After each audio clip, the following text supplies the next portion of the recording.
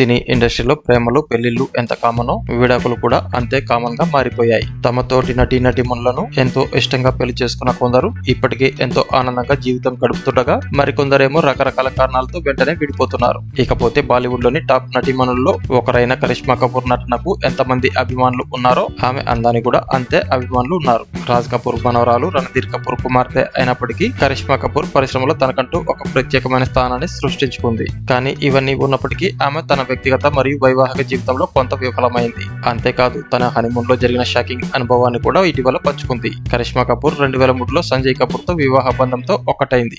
అయితే పెళ్లైన 11 ఏళ్ల తర్వాత తాము విడిపోవాలని నిర్ణయించుకున్నారు. ఈ జంట 2014లో విడాకులు తీసుకున్నారు. అయితే వారి విడాకుల ప్రక్రియలో ఇద్దరు ఒకరిపై ఒకరు అనేక ఆరోపణలు చేసుకున్నారు. ఇదిలా ఉంటే Karisma Kapoor shocking matter reveal చేసింది. తాము హనీమూన్ కి వెళ్లిన తర్వాత తన భర్త సంజయ్ తనను తన స్నేహితుడితో పడుకోబెట్టాడని, తనను వేలం కూడా పెట్టాడని కరిష్మా కపూర్ ఆరోపించింది. కరిష్మా కపూర్ ఒక ఇంటర్వ్యూలో మాట్లాడుతూ తమ హనీమూన్ నుండి ఒక సంఘటన పంచుకున్నారు. హనీమూన్ లో సంజయ్ తనను తన స్నేహితుల్లో ఒకరితో పడుకోబెట్టాడు.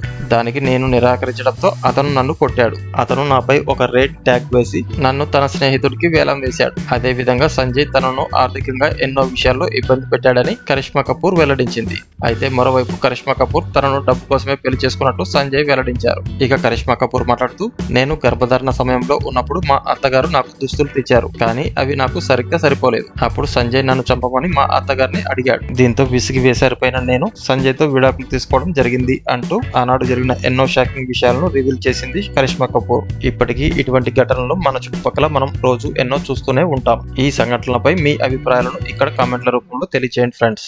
ఈ వీడియో కనుక మీకు నచ్చినట్లయితే లైక్ చేయండి, కామెంట్ చేయండి, షేర్ చేయండి. అలాగే ఇటువంటి మరిన్ని అప్డేట్స్ కోసం మన ఛానల్ ని సబ్స్క్రైబ్ చేసుకోవడం మర్చిపోకండి.